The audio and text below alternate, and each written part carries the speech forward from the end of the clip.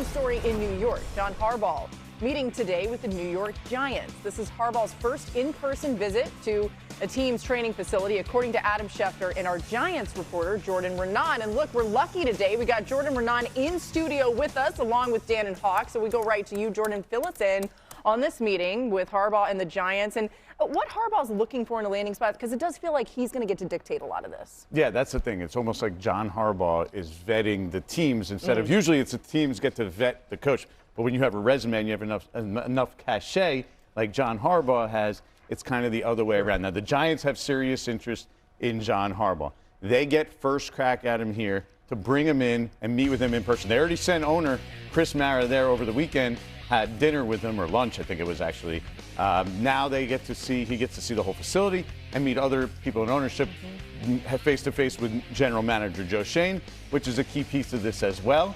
And then when you talk to people now, from what I understand, is that John Harbaugh is still likely to take other visits. Yeah. At this point, the last check, he's still likely to take other visits. The Giants would like to close this out, but the Giants might want it, but it's not always all their desire.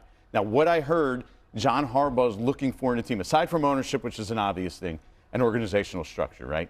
A solid quarterback, right? They have that. Okay, the Giants might fulfill that. Draft capital. The Giants picked 5th overall in this year's draft.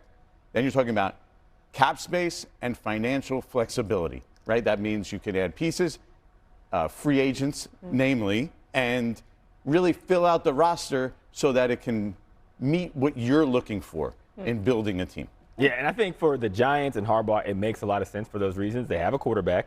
And I think even when you look at the options that Harbaugh, I'm sure, is going to consider, meet with, talk to, he just feels like the CEO leadership that has done well in the Giants organization. Think of Tom Coughlin. Now, different coaching styles, absolutely, but this is a guy that is going to be like the absolute figurehead. And when you talk about personnel and you talk about coaching and you talk about the locker room, that's one thing John Harbaugh is really good at, if he has the coaches in place, which I have no doubt he will be able to get them and also attract them to New York. Yeah, Jordan, 2 questions. Number one, you said the Giants would like to close this out today. So you mean to tell me, at least in your opinion, that they would prefer to have Harbaugh? That would be by far the number one? I think that would be, yes, my understanding. They would like to hire him today. Is that would be that their choices, and that's why they're going full court press.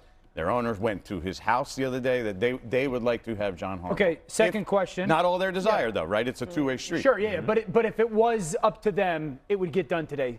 Second question, you mentioned Harbaugh desiring organizational structure.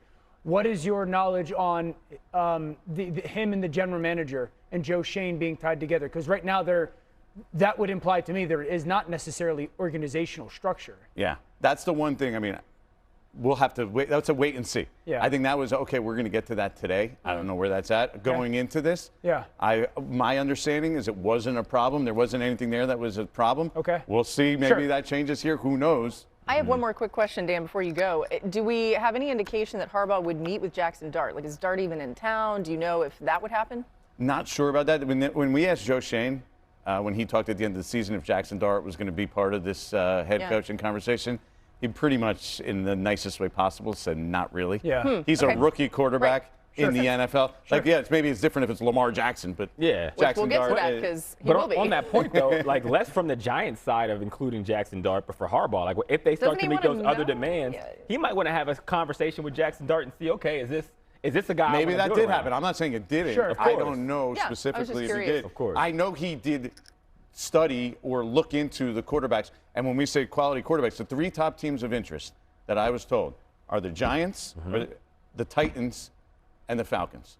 Young quarterbacks. So 2 of them are the two young quarterbacks from last year. The other one is Michael Penix. A little different situation. I think with the Giants and Coach Harbaugh, I would say this.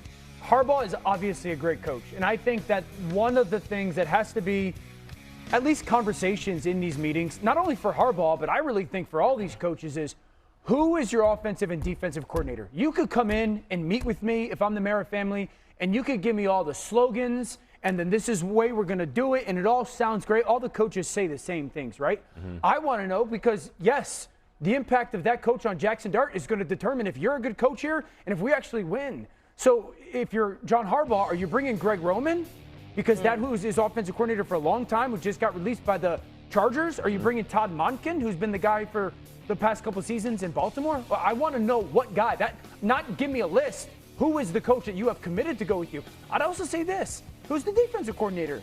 Because I think Zach Gore is a good coach, but there's been, in the 2 seasons he was the DC, last year and this year, there's been 2 different stretches where they've been terrible on defense in Baltimore. And so I think those have to be conversations that, yes, we want you, but it's not just coach. It should not be John Harbaugh and we'll figure it out.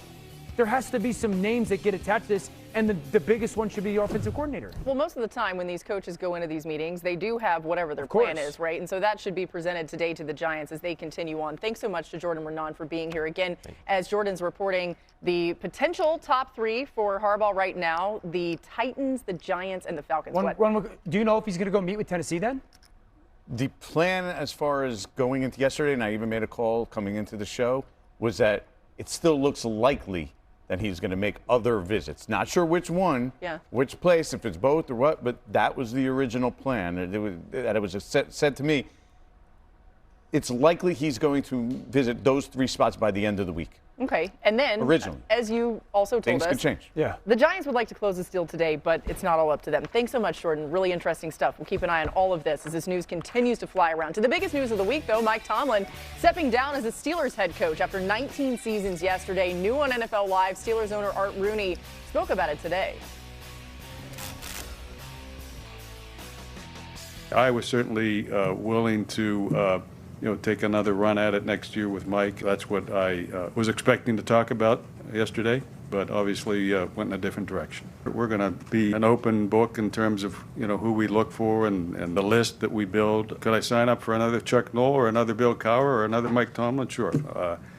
Somebody that we feel fits that mold would be great, but for now we're not going to kind of narrow the box too much. I don't know if it's a rebuild. I mean, it's a new coach, so there will be changes, and we'll have to all get comfortable with kind of the plan, whether you call it a rebuild or not. I don't like that word that much. We'll try to compete day one if we can.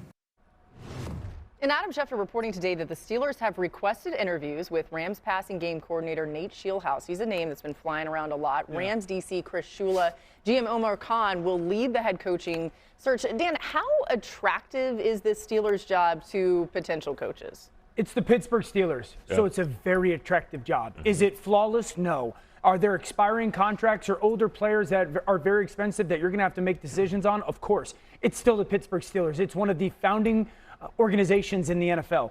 I think if you are the coach that is going to look at this football team and, okay, what is the most glaring problem and how does it get fixed, or what has to get fixed immediately? It has to start at the age of the quarterback and a high-end player. If we just looked at the 7 quarterbacks in the AFC playoffs that are in this year, 25, 23, 26, 24, 29, 27. I'm not talking about Aaron at 42. So, and by the way, I'm not mentioning Joe Burrow, who's 29, Patrick, who I believe is 30, Lamar, who's 29. So it's not that the Pittsburgh Steelers need to find a quarterback.